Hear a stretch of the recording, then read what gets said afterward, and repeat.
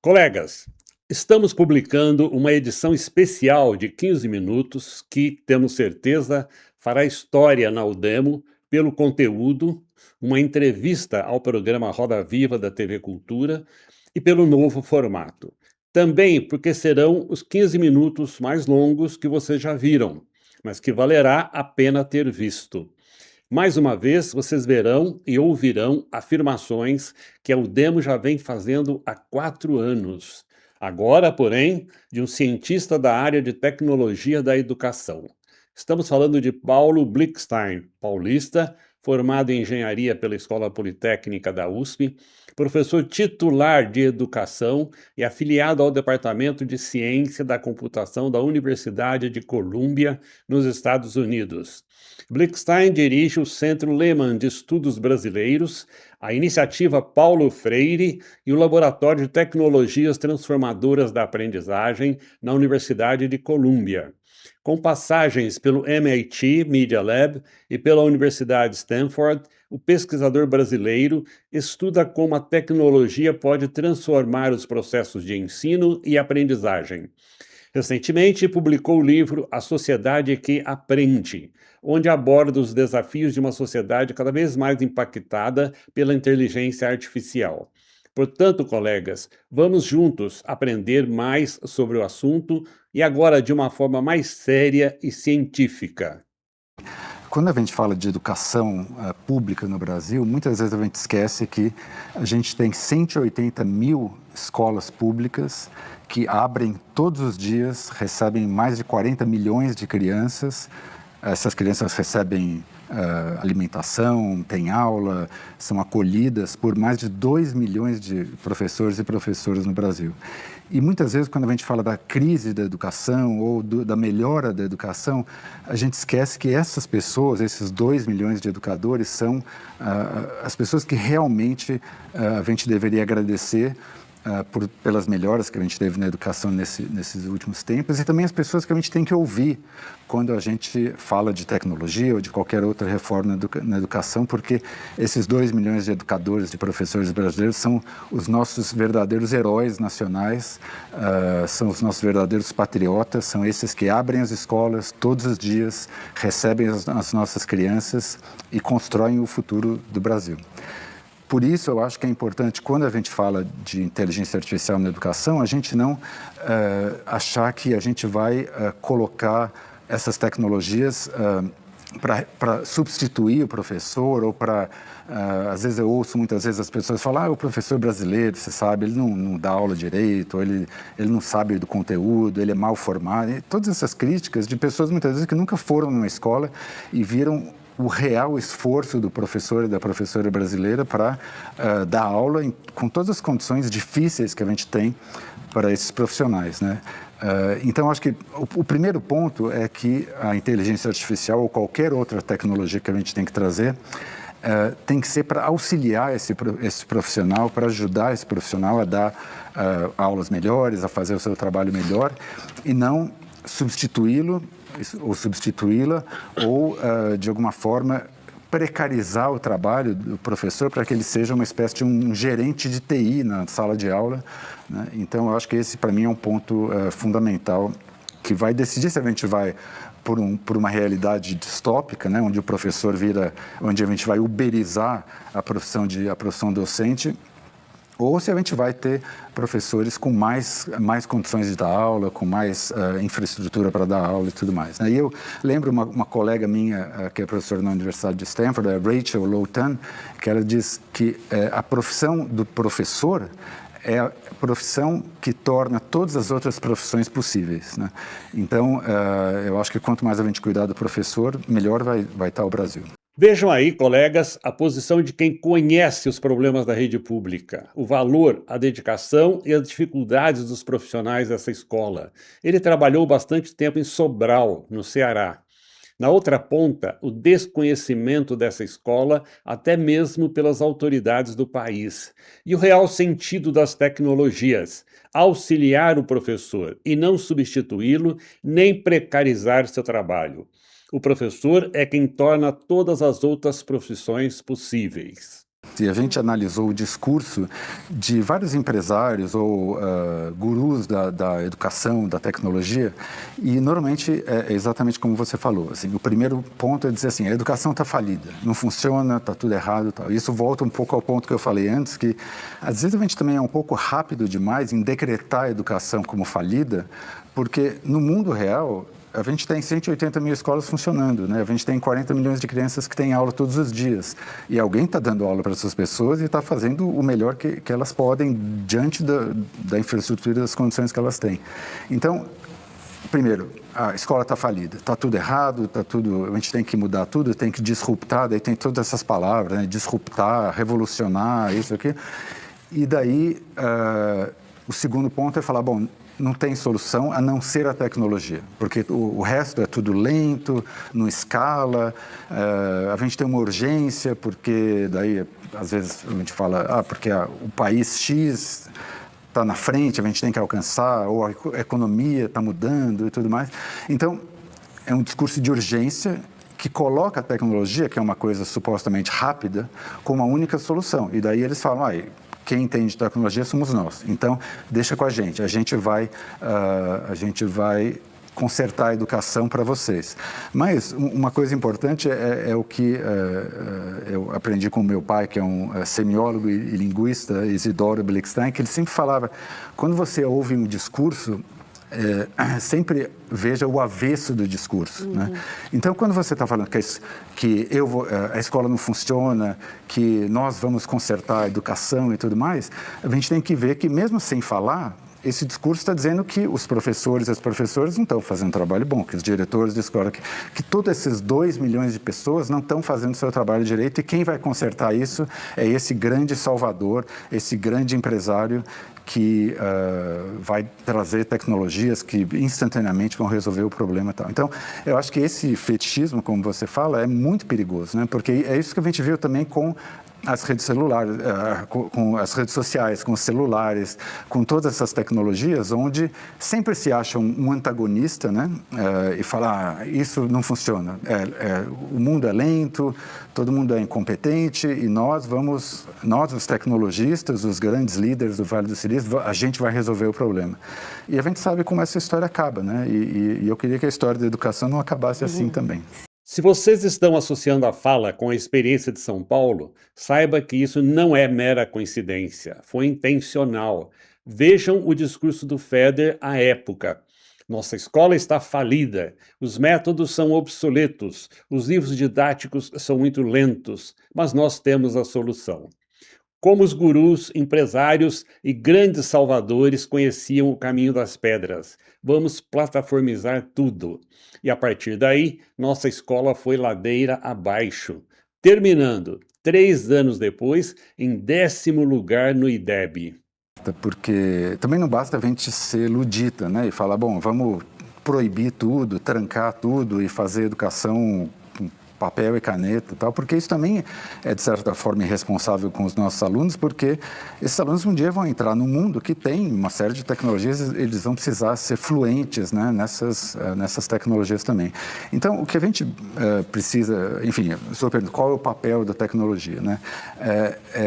O papel da tecnologia é apoiar princípios e práticas pedagógicas que a ciência, que as ciências da educação, que as ciências da aprendizagem mostraram que são eficientes, e apoiar isso para potencializar essas técnicas e essas pedagogias que a gente sabe que são eficientes. Por exemplo, a gente sabe que a educação baseada em projeto, por exemplo, é uma técnica ou uma pedagogia muito eficiente, onde você dá um desafio para o aluno e ele tem que criar um projeto para... então, você fala, cria uma invenção para melhorar, por exemplo, a mudança climática, né? Então, daí eles vão criar alguma coisa para economizar energia, ou uma coisa que tem uma placa solar que vai iluminar um ambiente, ou, enfim, vão estudar o uso de energia numa vizinhança e tudo mais. Então, a educação baseada em projeto, ela é extremamente positiva, tem uma série de estudos mostrando que ela melhora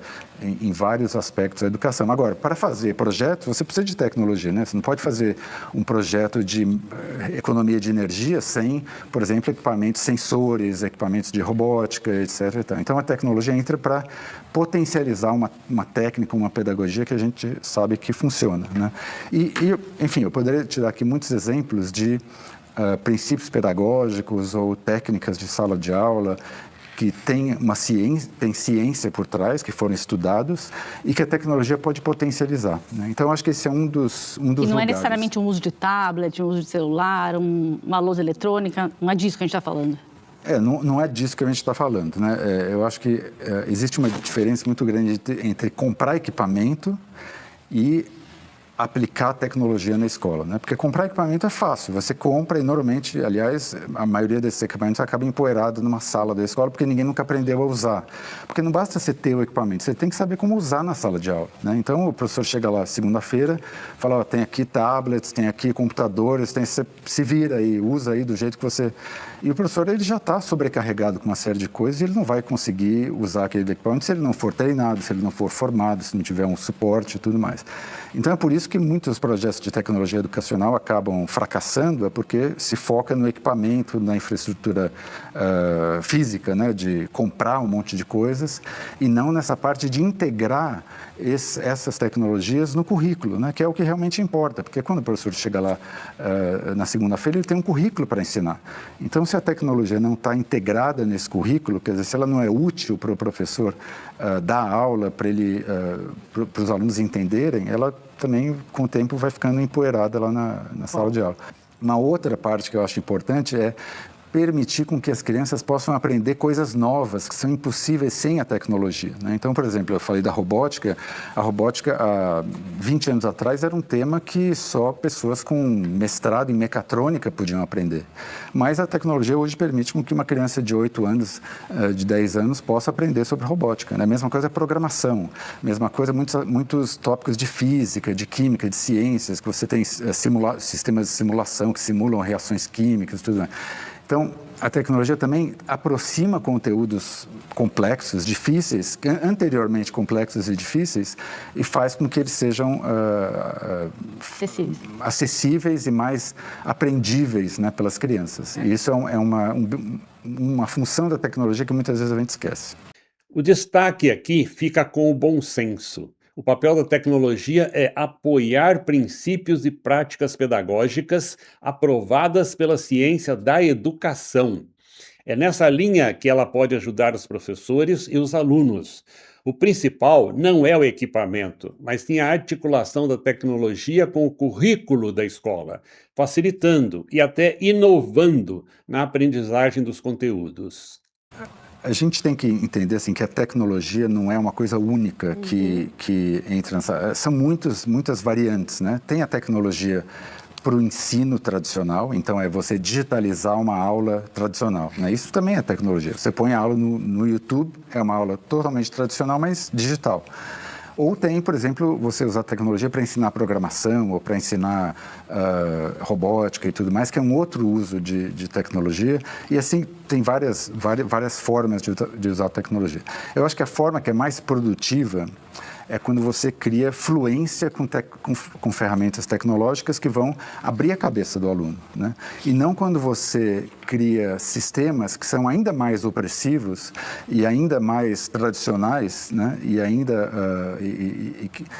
porque esses sistemas pegam sistemas que já são opressivos e que fazem a vigilância do aluno, né, e quantificam o saber de formas que a gente sabe que não são tão boas, e elevam isso à enésima potência, né, e colocam isso num sistema eletrônico que tem um potencial de ser muito mais perigoso do que a versão presencial disso. E isso muitas vezes é o que acontece porque é muito o discurso de muitas empresas de tecnologia que esse é o futuro da educação, né, e tudo mais. Mas eu vou voltar nisso. Agora, a outra forma é você empoderar o aluno a se apropriar dessas tecnologias para ser um criador de tecnologia, para ser um criador de conhecimento, para inventar coisas, para exercitar sua criatividade, a sua inventividade, para explorar suas paixões intelectuais e tudo mais. Tal.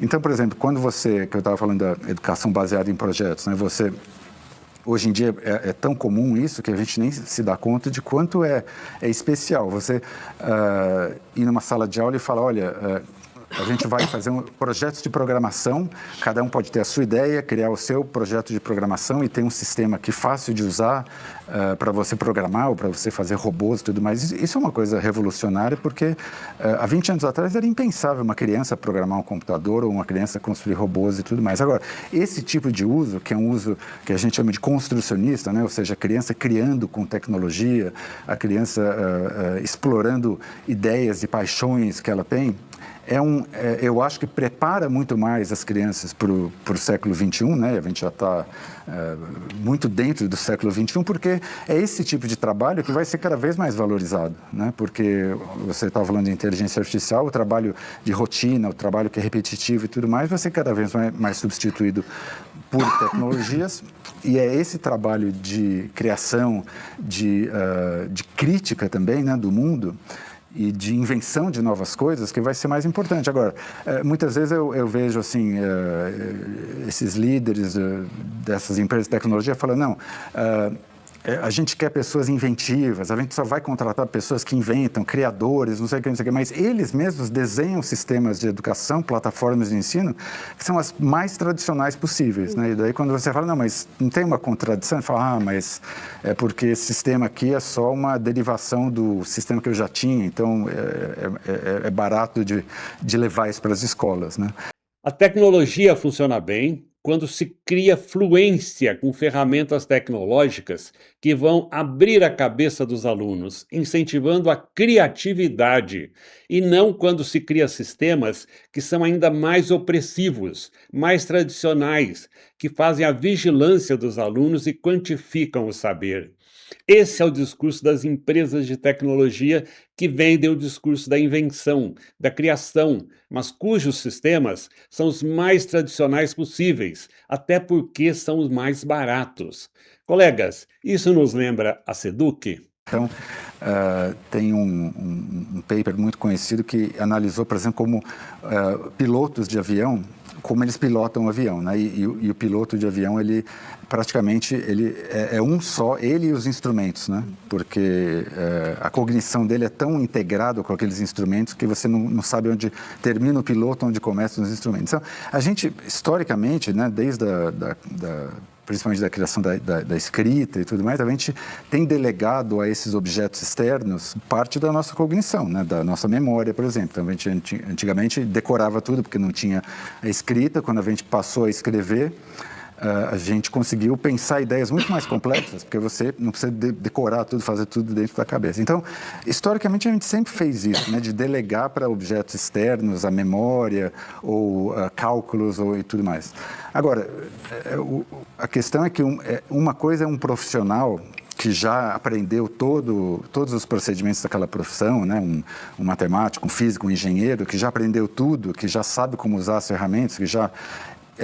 esse profissional pode usar esses dispositivos externos, né, para otimizar o trabalho, para fazer o trabalho dele ou dela mais rápido e tudo mais. Agora, uma criança que ainda está no processo de aprender a lidar com esses objetos externos, essas memórias externas, como você fala, essa criança precisa ser guiada de uma forma muito cuidadosa, porque é muito fácil você passar da linha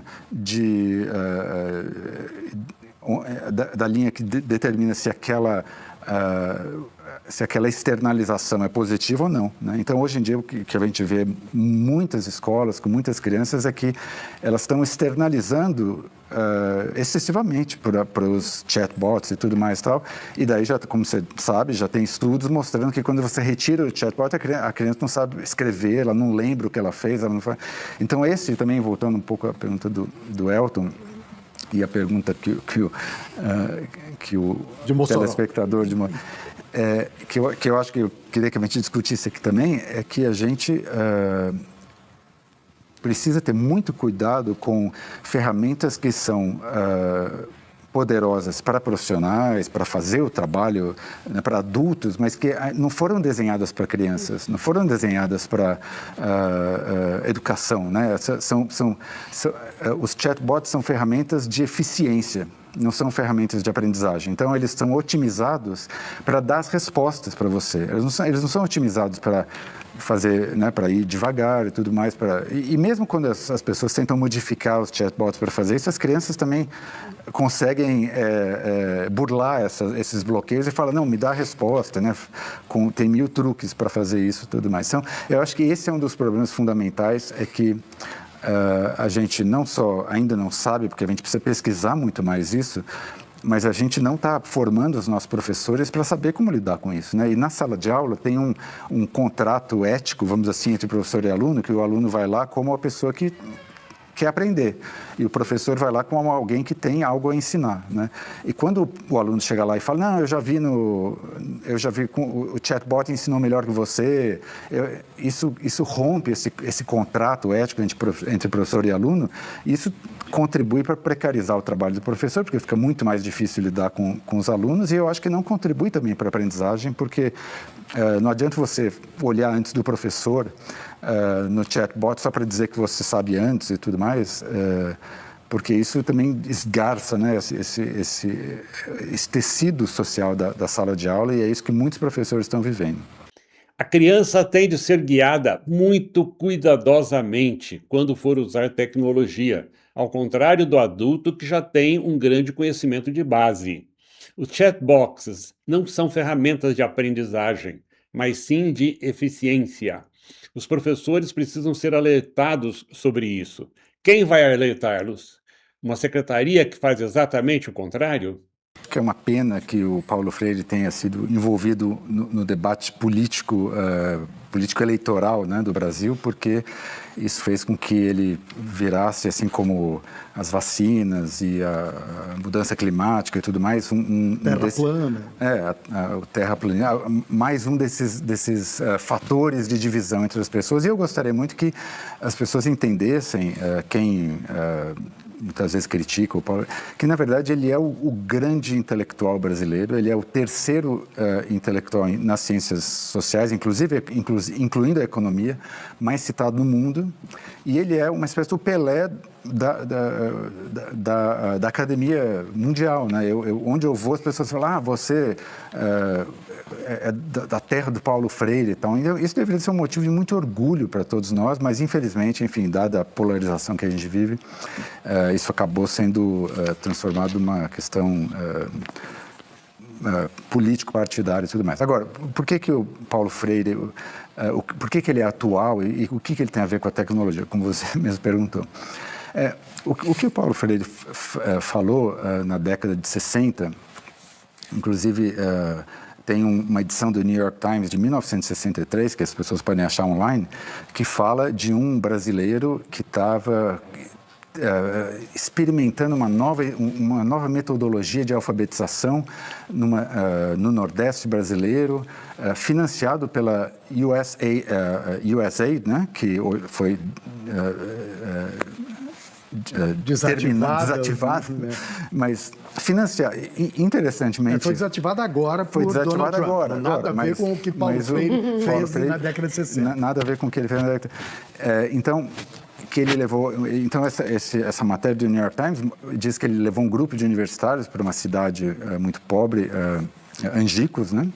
E que ele conseguiu um milagre, que foi alfabetizar 300 pessoas em 40 horas, né? 40 horas aula. E esse milagre repercutiu pelo mundo todo, né? Tanto é que saiu no New York Times antes do Paulo Freire ser famoso, né? E tudo mais, tal. E o que o Paulo Freire fez e continuou fazendo, ele continua dizendo o seguinte: o aprendizado é mais eficaz, é mais memorável, é mais eficiente, é mais importante quando ele é relevante para a criança, quando ele é relevante para a cultura do aluno, para a cultura daquela comunidade e tudo mais, o que hoje é feito em todas as escolas mais modernas do mundo, né? Inclusive, se você for nas escolas mais abastadas de São Paulo, aqui, nas escolas da elite paulistana, todas elas são freirianas. Porque o que eles fazem lá? Eles vão lá e falam, vamos fazer projetos, vamos ver o que vocês têm interesse, vamos fazer projetos, a gente tem aqui um espaço maker, a gente tem uma oficina de arte, uma oficina de música, e vocês aqui vão realizar as suas paixões, os seus projetos, a gente quer que vocês aprendam com coisas relevantes para a vida de vocês e tudo mais. Tudo isso é o Paulo Freire, né? Que está hoje no mundo inteiro, é isso que as pessoas nos sistemas educacionais mais modernos fazem.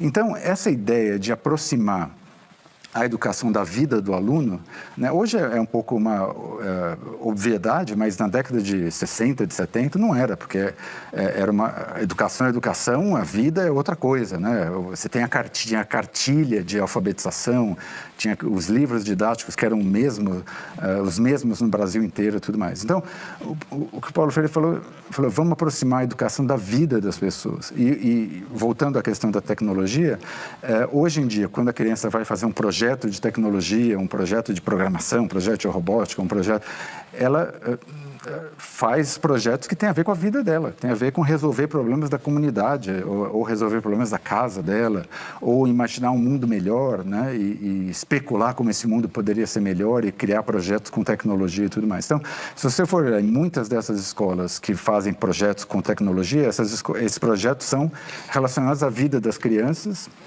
porque as pessoas entenderam que a educação tem que ser relevante para a vida das crianças, e quem nos ensinou isso foi o mestre Paulo Freire. E aí, colegas? Paulo Freire, o terceiro maior pensador de educação do mundo, e a turma da SEDUC demonizando-o como comunista. Vocês sabiam disso, colegas? Que as escolas top do mundo todo seguem a linha freiriana? A afirmação de que o aprendizado é mais eficaz, é mais memorável, é mais importante quando ele é relevante para o aluno, para a cultura da comunidade. Isso se aplica ao uso da tecnologia. Todas as escolas de elite de São Paulo são freirianas. Nas escolas públicas estaduais, porém, Paulo Freire ainda é proibido, execrado. Ele é um perigo para quem quer apenas vender e não fazer educação. Não deixar pensar nem contestar. O que a gente sabe é que deixar as ferramentas genéricas, né, como os chatbots de qualquer uma dessas empresas, rodando livremente nas escolas, isso é o contra-exemplo, né? Isso não funciona por diversas razões, né? Primeiro, porque como eu falei, esses chatbots não são desenhados para o aprendizado, eles são desenhados para eficiência, são desenhados para tornar fluxos de trabalho profissional mais rápidos, né? E na aprendizagem a gente quer, às vezes, que as coisas vão mais devagar, né? Porque a criança está aprendendo e tudo mais, tá?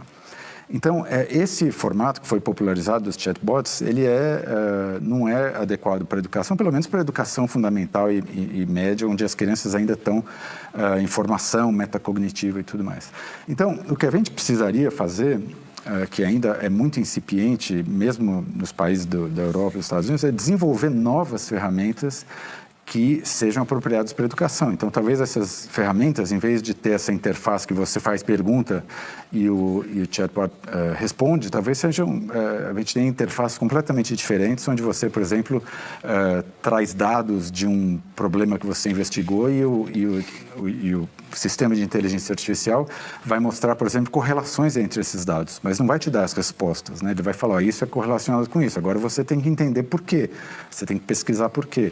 Ou ferramentas que ajudam os alunos a fazerem pesquisa, mas com o que a gente chama de guardrails, né? Ou seja, é uma pesquisa que não faz o trabalho por você, ele te ajuda talvez a achar os artigos, os materiais, talvez te ajude a resumir e a ver conexões entre os artigos, mas você que vai ter que escrever a redação, né?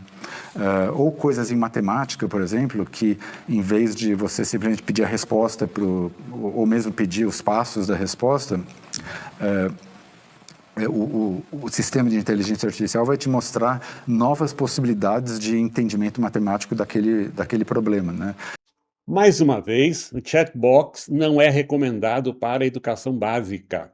É necessário desenvolver novas ferramentas que sejam adequadas para a educação. A tecnologia apoiando o aluno e não fazendo a tarefa por ele. Então, eu acho que esse e eu queria falar mais disso depois, é um grande espaço que a gente tem no Brasil para desenvolver novas tecnologias que podem rodar em cima de alguns desses modelos, ou a gente pode criar modelos no Brasil, mas eu acho que o que a gente tem percebido assim, é que dizer para o aluno, está aqui uma ferramenta que te dá todas as respostas, ou mesmo para o professor, está aqui uma ferramenta que pode corrigir prova, que pode fazer um monte de coisa, mas, por favor, não use isso de forma errada, né? A gente sabe que isso não funciona, porque é uma proposição que vai contra a natureza humana, né? Você falar, está aqui uma ferramenta que vai economizar 30 horas na sua semana, mas, por favor, não use. A gente tem 2 milhões de professores no Brasil, né? A gente precisaria pensar em como fazer isso sistemicamente, né? Fazer com que eles vão de simplesmente economizar tempo, e a gente não sabe bem que tempo que ele está economizando, né? E para, por exemplo, encontrar novas ideias, encontrar novas formas de ensinar, novos materiais e tudo mais. Professor? O desafio é como fazer isso sistemicamente para o básico, né? A gente às vezes fala assim, a escola pública tem que ensinar o básico. Isso. Só que, hoje em dia,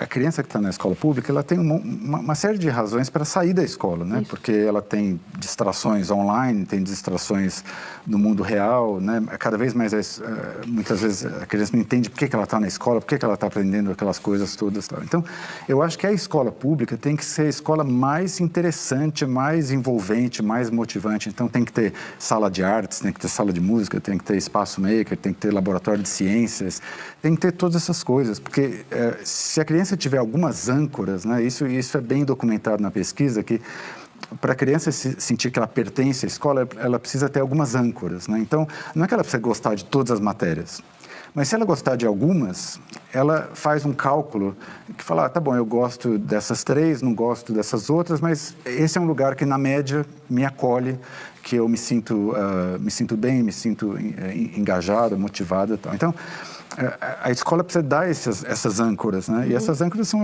essas coisas que eu falei. Agora, se a gente só dá o básico, então, se a criança não gosta de matemática e português, ela não tem mais onde se ancorar lá, né? Onde se encontrar.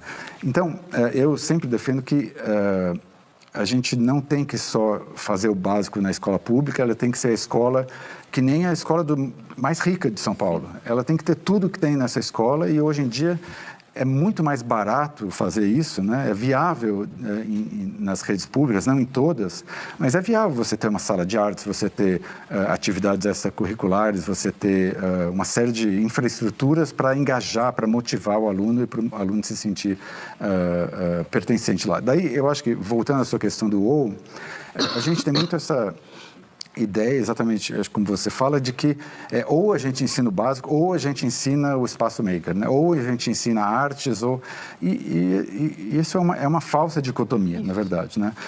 Agora, o que a gente precisa, que eu acho que é importante também a gente discutir, é o seguinte: a velocidade das mudanças que a gente tinha até há 20 anos atrás, 30 anos atrás, né? Então, você tinha uma inovação em ensino de matemática, daí, em 15 anos a gente pode implementar isso.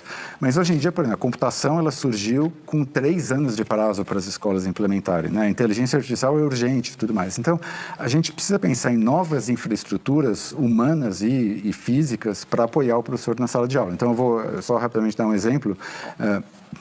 Junto com a Cássia Fernandes e a Tatiana Roche-Greg, que trabalharam comigo no laboratório, a gente trabalhou durante vários anos na cidade de Sobral, não na parte de matemática e português, que é a parte mais famosa de Sobral, né?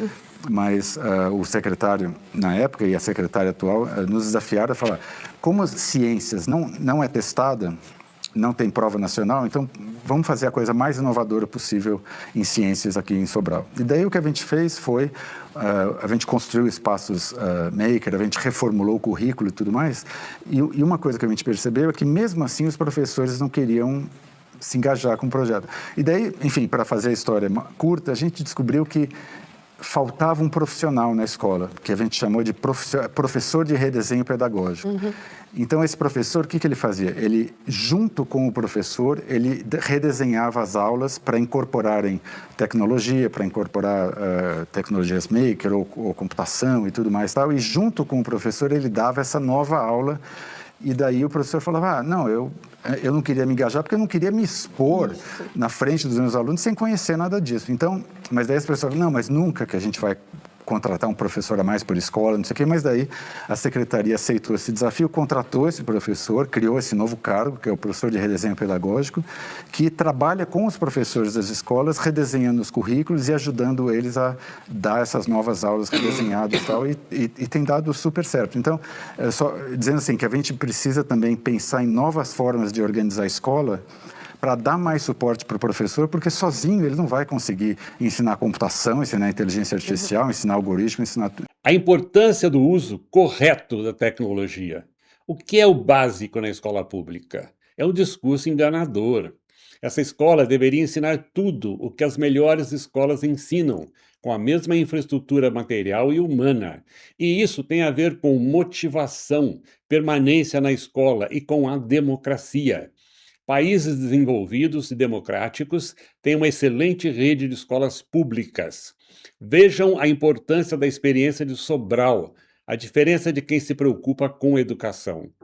A importância do apoio ao professor e não a perseguição a ele. O discurso ele faz o trabalho de exclusão muito antes da exclusão real chegar, né? Então tem uma ideia que você conhece que chama autoeficácia. Então, quando você convence a pessoa que ela não é capaz de fazer aquilo, ela tem vários estudos muito rigorosos mostrando que você pega pessoas com igual habilidade, né? E um grupo você convence que ela não tem capacidade para fazer uma certa tarefa, e daí você dá a tarefa para o grupo todo, sendo que elas têm exatamente a mesma habilidade cognitiva, mas um grupo tem a crença de que ela não consegue, e esse grupo, de fato, não consegue. E isso acontece muito, né, nas nossas redes públicas, onde as redes ou os professores são colocados nessa situação de não conseguir, de você não vai dar conta, de tecnologia não é para você e tudo mais, e as pessoas, muitas vezes, mesmo que sejam capazes, acabam incorporando essa ideia. Então, eu acho que você tem razão que essas falsas dicotomias, né, atrapalham muito a nossa... o progresso da educação brasileira, porque muitas vezes as pessoas, se o discurso fosse diferente, elas iam entender que elas são capazes e iam poder fazer.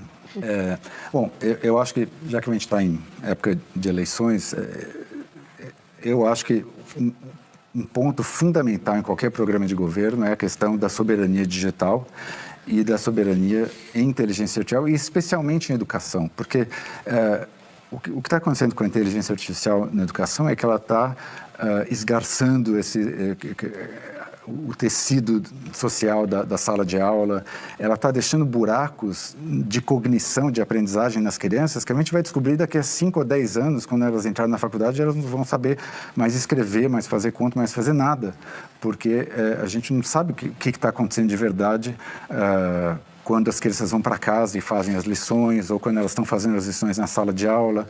A gente também não sabe nem o que está acontecendo com os professores e tudo mais. Então, eu acho que a gente está dando um salto assim, no escuro, em uma área que é muito perigosa, porque se a gente teve a crise educacional da pandemia, né, que foi, sei lá, 1 ano e meio sem as crianças irem para a escola, imagine 8 anos de uma criança que usou a inteligência artificial sem nenhuma supervisão, sem nenhum cuidado e chega lá na faculdade e ela percebe que sem aquelas ferramentas ela não sabe fazer nada, né? Então, acho que é muito importante a gente começar a fazer coisas imediatamente sobre isso. Agora, e voltando à sua pergunta, eu acho que também, pensando em plano de governo, é urgente a gente ter um plano nacional de inteligência artificial na educação, a gente criar modelos nacionais, modelos de inteligência artificial adaptados à educação, né? A gente tem dados, muitos dados educacionais no Brasil, tanto dados estatísticos quanto dados que foram gerados pelas escolas, pelas crianças. Esses dados devem ser todos, obviamente, devem estar no controle público, né? A gente tem que ter privacidade e respeito à propriedade desses dados, mas eu acho que a gente tem que começar a tomar esse problema para nós, porque as empresas de inteligência artificial elas não têm interesse nenhum na soberania digital do Brasil e o governo americano muito menos e outros governos muito menos, né? E hoje a gente sabe que a gente pode daqui a alguns anos estar numa situação que a gente contraria algum governante internacional e ele falar, eu vou desligar o OpenAI para o Brasil, né? E daí a gente vai estar totalmente dependente desses sistemas e a gente vai efetivamente não ter soberania nenhuma, né? É muito pior do que vir um exército aqui invadir o Brasil, porque eles vão do dia para a noite virar uma chave e parar o Brasil, parar o sistema financeiro, parar os sistemas de saúde e tudo mais. Então, eu acho que é urgente a gente ter um plano nacional para a inteligência artificial, como você diz, mas também para a inteligência artificial na educação.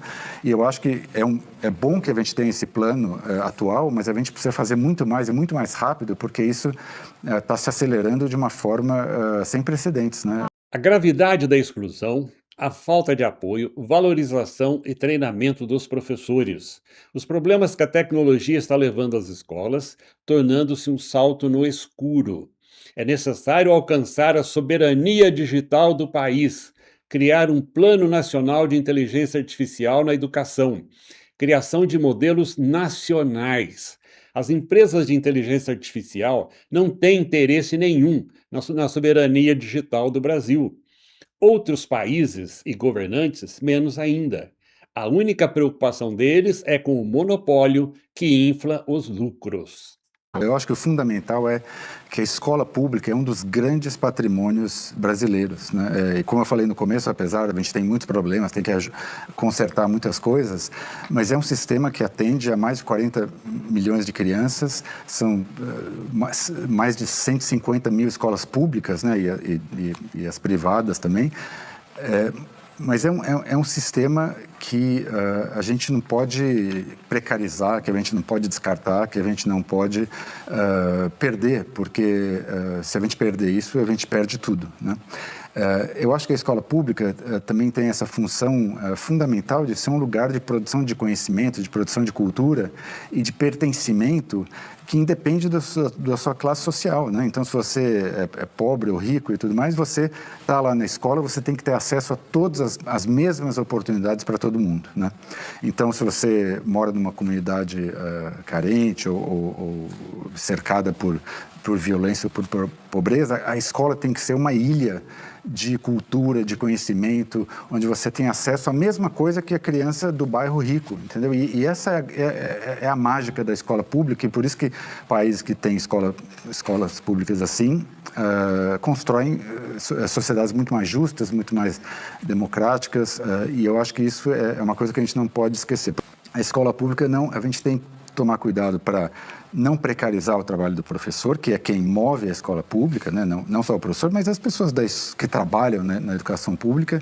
Mas também a gente tem que lembrar que a tecnologia, principalmente essas grandes empresas de tecnologia, né, que a gente estava falando aqui antes, elas têm esse costume assim, incômodo de precarizar, de destruir, de arrasar quando elas entram.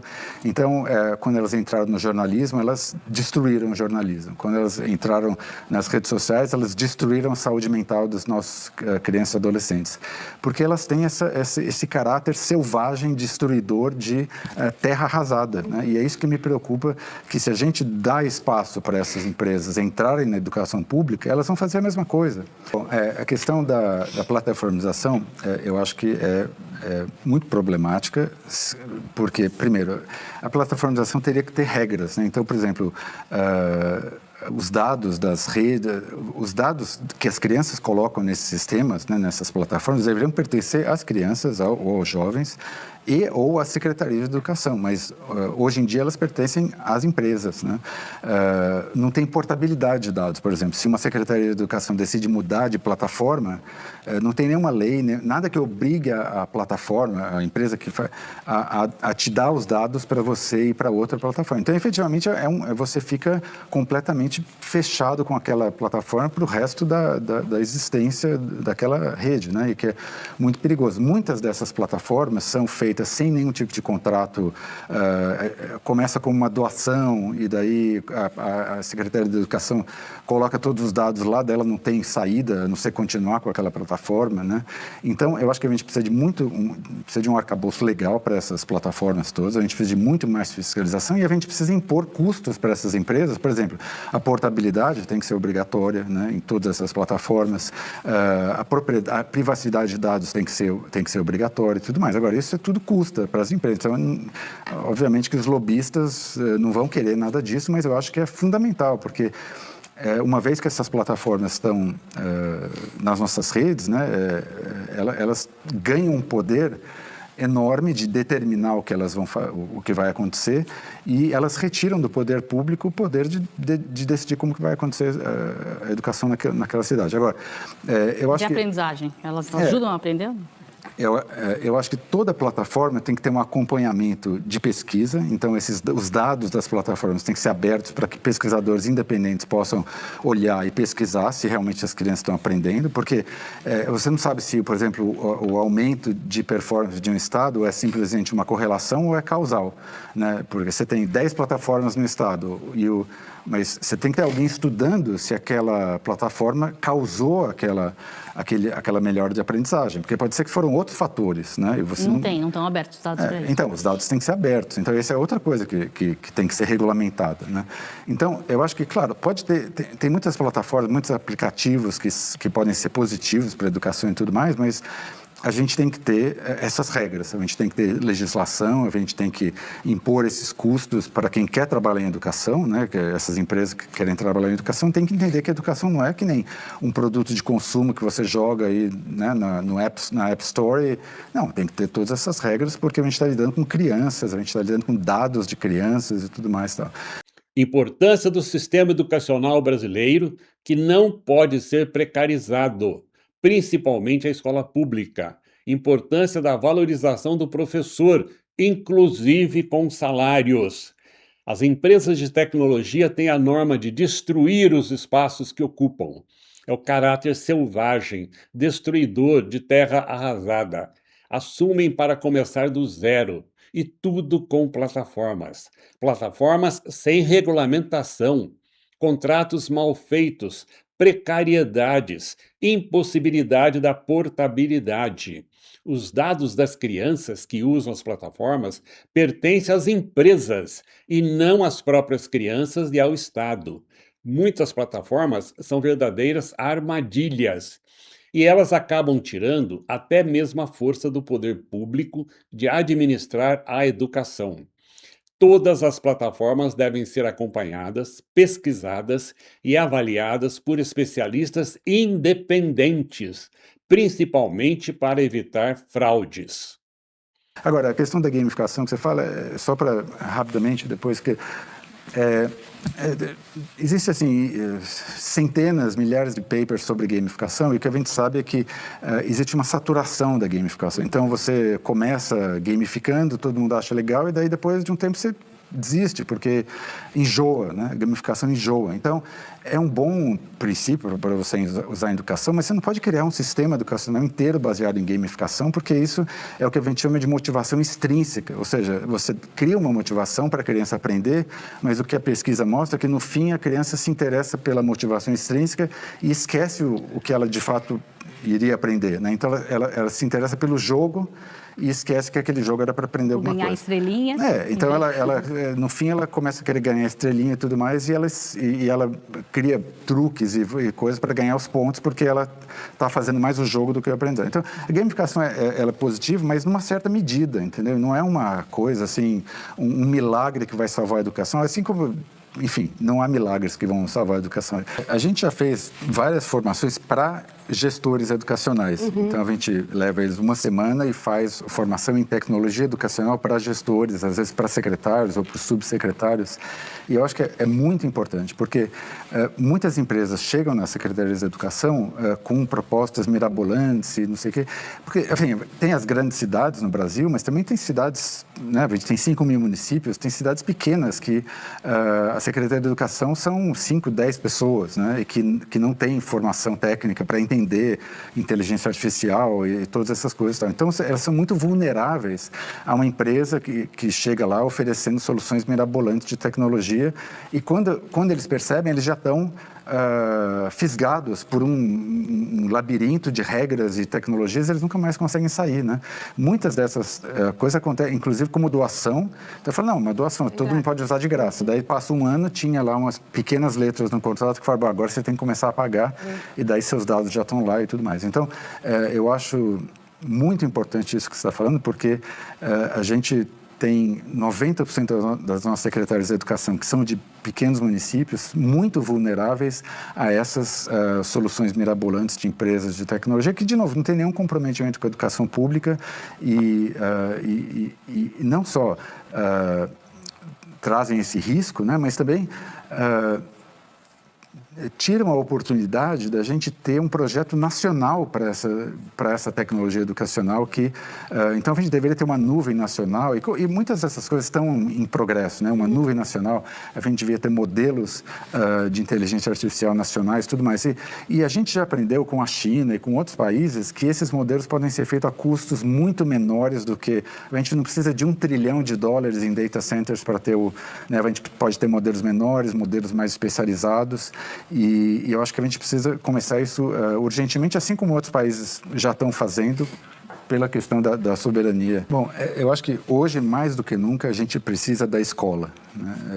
A gente teve a experiência da pandemia, por exemplo, onde todo mundo ficou em casa aprendendo, e foi uma época muito, muito difícil, né, para as crianças, para os jovens, porque a gente descobriu que a escola é um grande patrimônio da humanidade, é o lugar onde as crianças vão para se encontrar, para conversar, para trocar, para construir conhecimento, e que fica essa ilusão de ficar no seu sofá assistindo aula no celular, tal, que as pessoas achavam que ia ser a utopia da educação, e foi um inferno, né?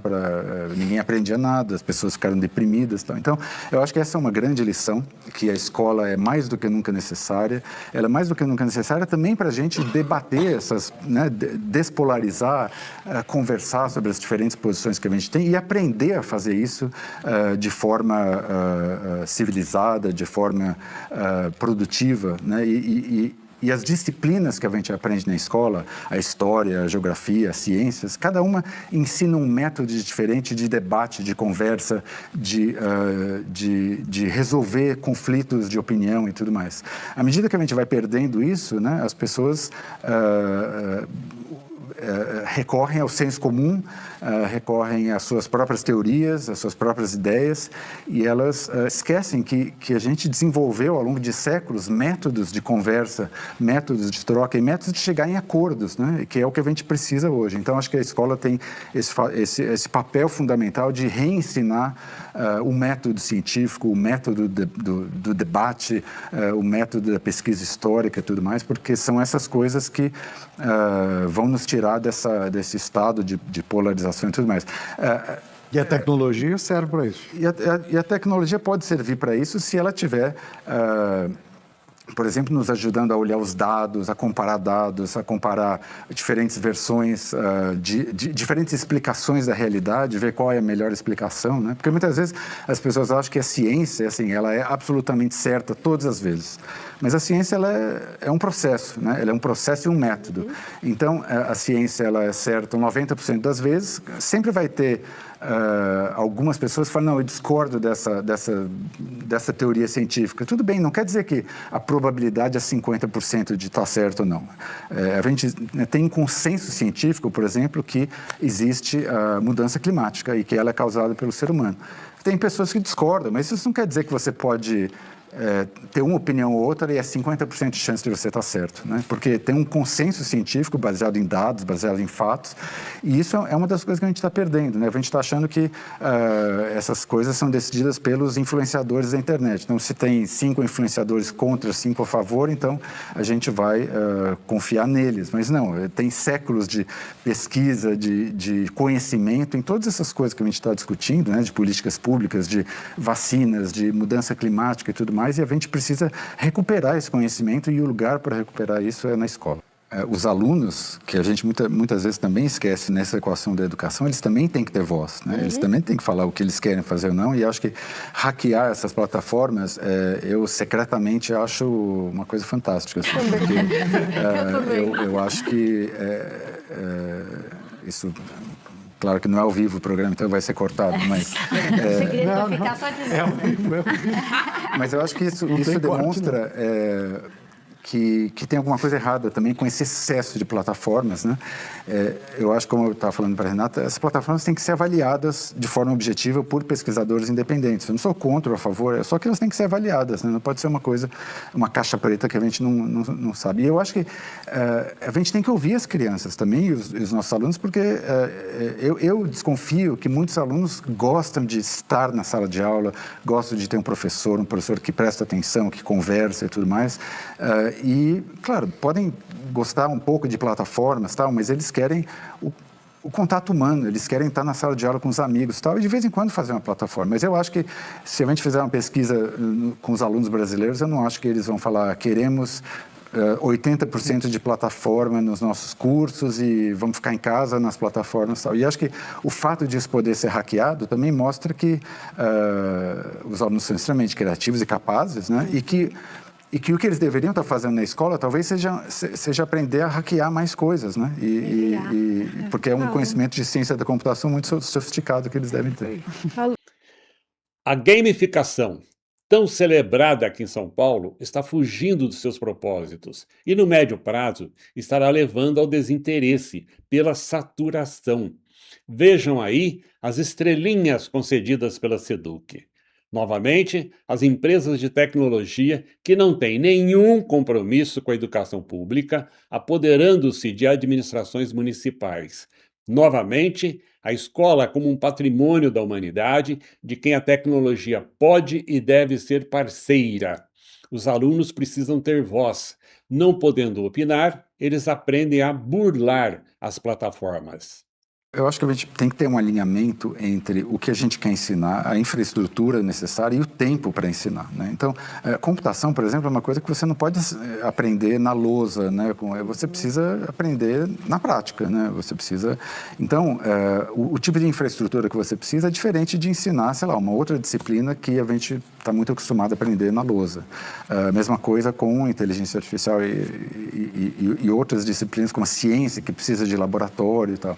Então, os tempos que a gente estava acostumado de falar, vamos implementar a ciência da computação, eu acho que foram, 3 anos de prazo.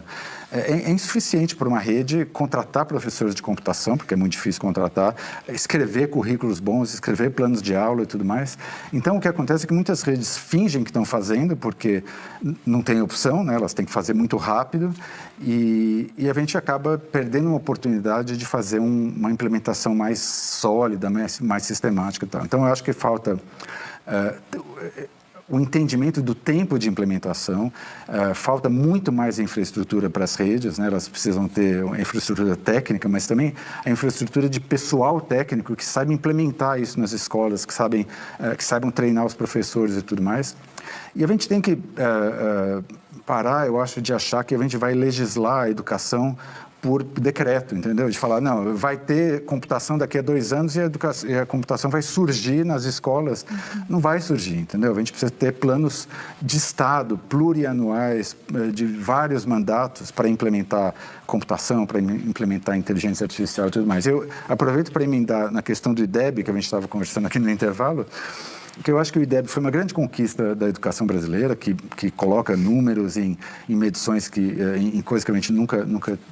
Mas eu acho que o IDEB está chegando a um ponto de exaustão, porque a gente agora quer que as crianças aprendam um monte de coisas novas, como computação, como inteligência artificial e tudo mais, e o IDEB mede as mesmas coisas do mesmo jeito, e ele cria um incentivo para as nossas redes só darem aula de matemática e português. Entende? Então, quando a gente fala de computação, qual é o incentivo que as redes têm para ensinar a computação?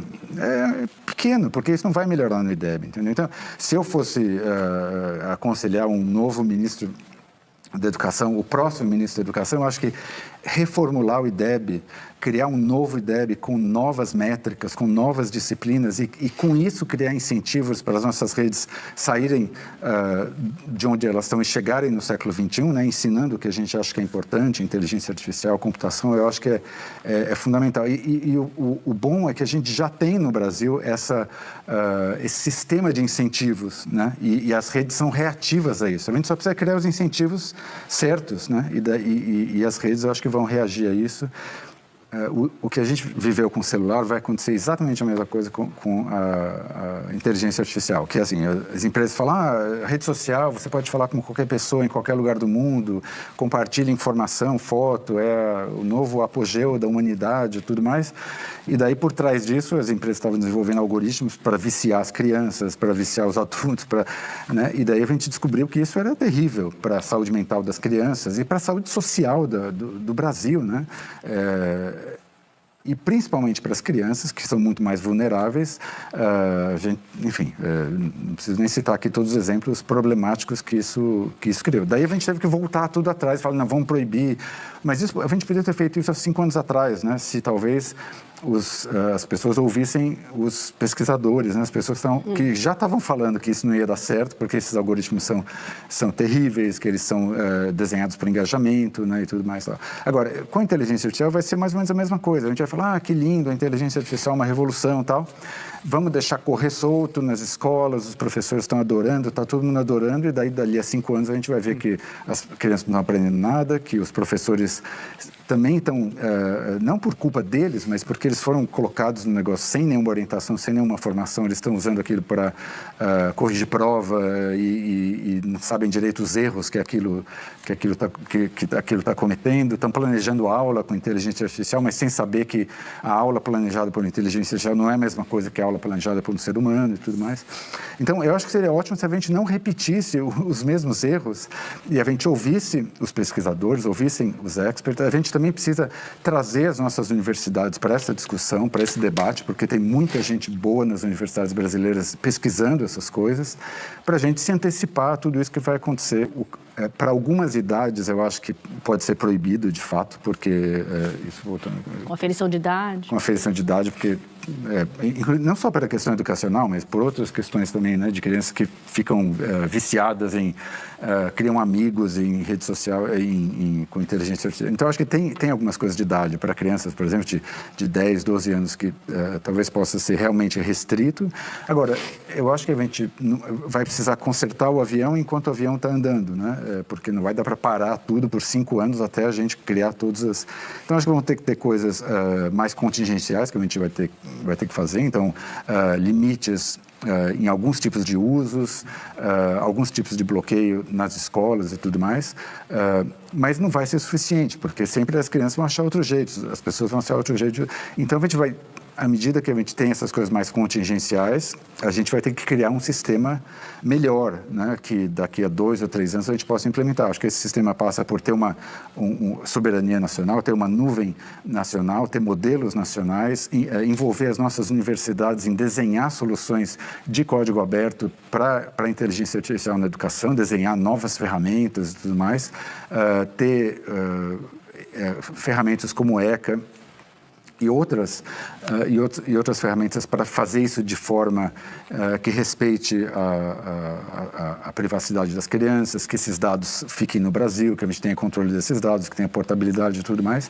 E acho que essa vai ser a solução mais de médio prazo, né? Mas eu acho que a gente vai ter que desenhar algumas soluções mais imediatas e contingenciais, porque isso é uma tecnologia, obviamente, que está indo numa velocidade que a gente nunca antes viu, né? Alinhamento entre o que se quer ensinar, a infraestrutura necessária, material e humana, e o tempo para ensinar. Os tempos de ensino e de aprendizagem dos conteúdos são diferentes. Não adianta querer fazer educação por decreto. Isso, colegas, nos faz lembrar de alguém, de uma certa secretaria. Mais uma vez, educação deve ser um projeto de Estado e não um programa de governo. O IDEB, originalmente um bom projeto, está chegando num ponto de exaustão excluindo muitos conteúdos e tornando-se objeto do desejo e não do progresso de aprendizagem. Os perigos dos excessos de tecnologias para as crianças, principalmente o mau uso delas. É muito interessante que essa resposta do professor Paulo Blixten chegue no final do programa, porque ela, de alguma forma, conseguiu amarrar muito bem a sua proposta, suas observações, seus alertas, né? Num tema em que a gente sempre costuma correr atrás da tecnologia, só que essa tecnologia corre mais do que as outras que vieram no passado. Professor, muito obrigado pela sua presença. Muito obrigado a todos vocês aqui. E eu agradeço imensamente aos colegas que dividiram essa entrevista comigo, aos estudantes de jornalismo e também aos professores do Brasil inteiro que assistiram em massa a esse nosso programa, né? E agradeço também ao nosso professor Eduardo Batistão, que faz agora a sua última assinatura deste programa, com a sua inteligência natural.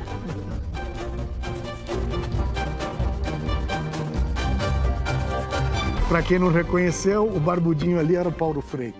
Colegas, foi um prazer estarmos juntos assistindo a essa brilhante aula crítica sobre educação e tecnologia. Aprendemos muito.